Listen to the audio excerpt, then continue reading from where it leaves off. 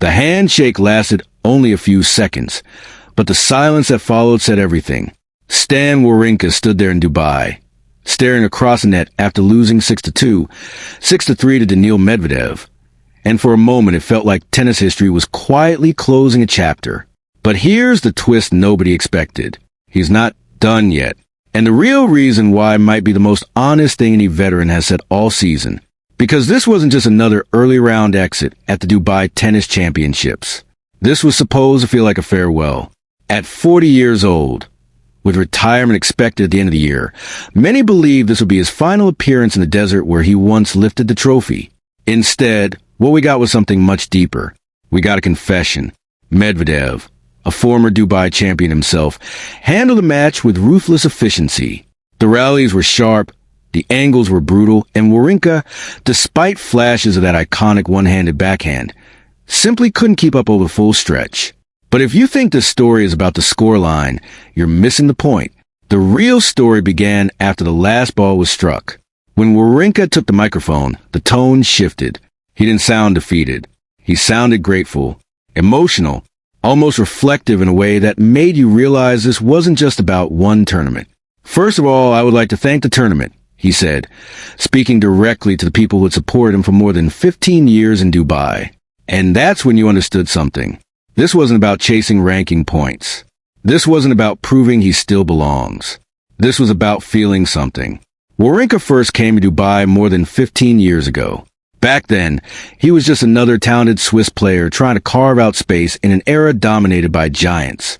The ATP Tour was brutal, the competition relentless, but Dubai became special. In 2016, he didn't just compete there, he conquered it. That run to the title was classic Stan.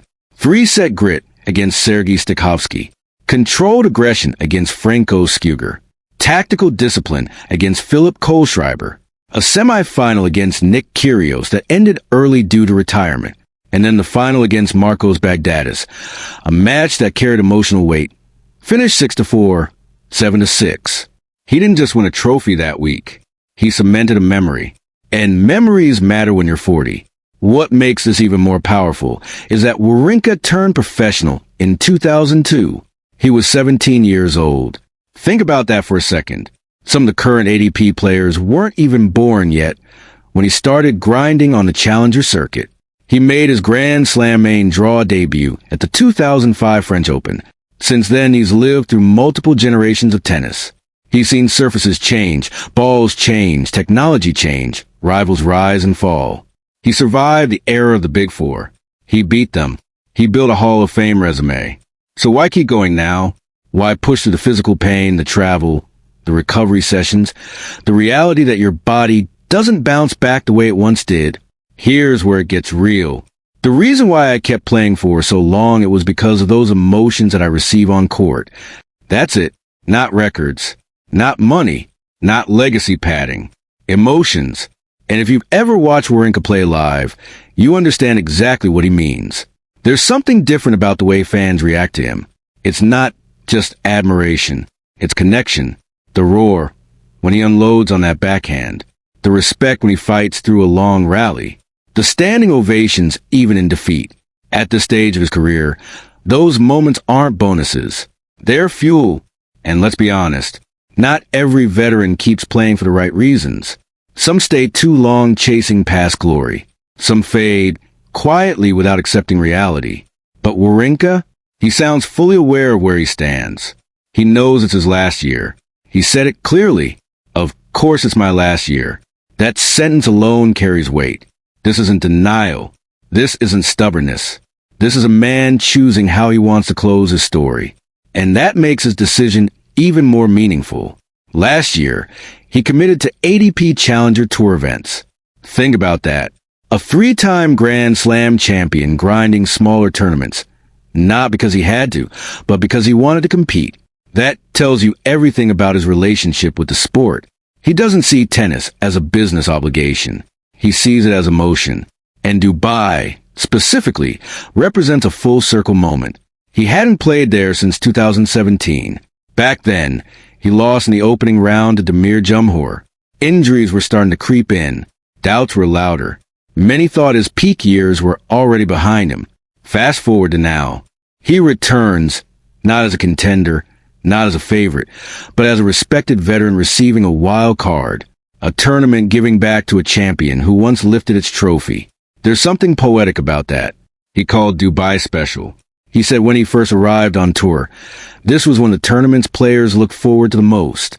So many great players, so many amazing champions play here. And he's right. Dubai has always drawn elite names. It's not just another stop on the calendar. It's prestige. It's history. For Wawrinka to win it in 2016 wasn't random. It was earned. So when he says it meant something to have one last chance to play there, you feel that sincerity. But let's zoom out for a second, because here's the bigger question I want you thinking about. Is this the right way for him to end it? Some fans argue he should retire immediately, go out on a symbolic high note, preserve the aura. Others believe one final season gives supporters across the world a chance to say goodbye properly. Personally, I love this approach.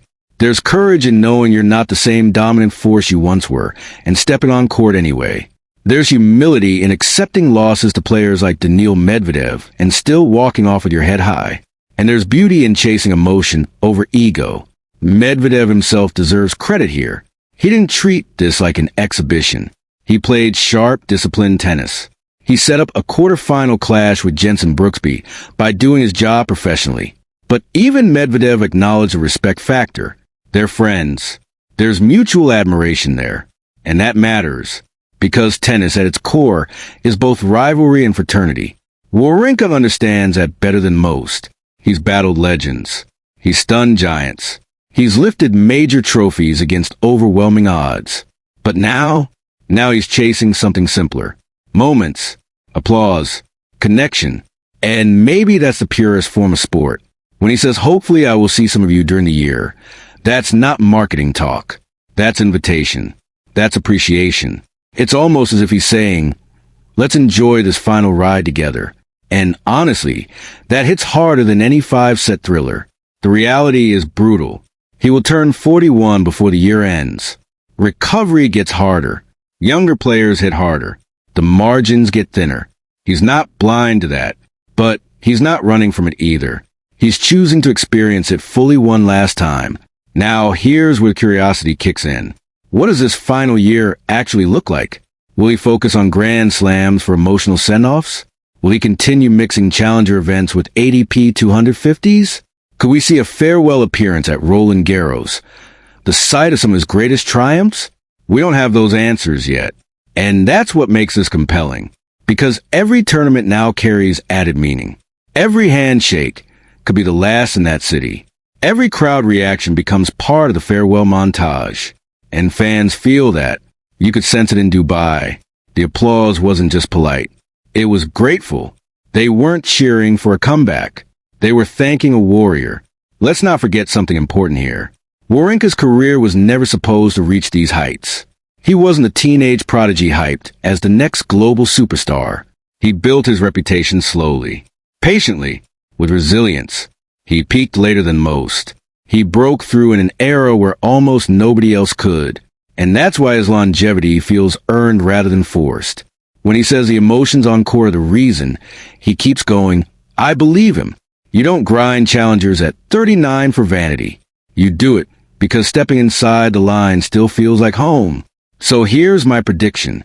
This final season won't be about titles. It'll be about atmosphere. You'll see tournament organizers honoring him.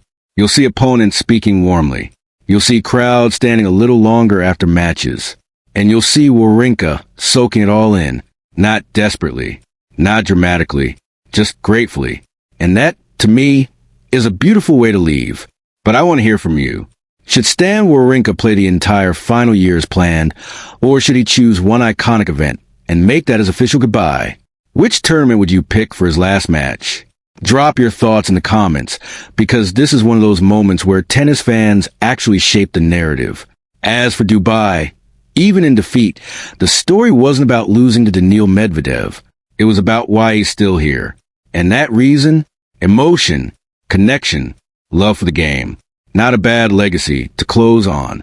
If you love deep tennis stories that go beyond the scoreboard and into the heart of the sport, Make sure you're part of the Tennis IQ community.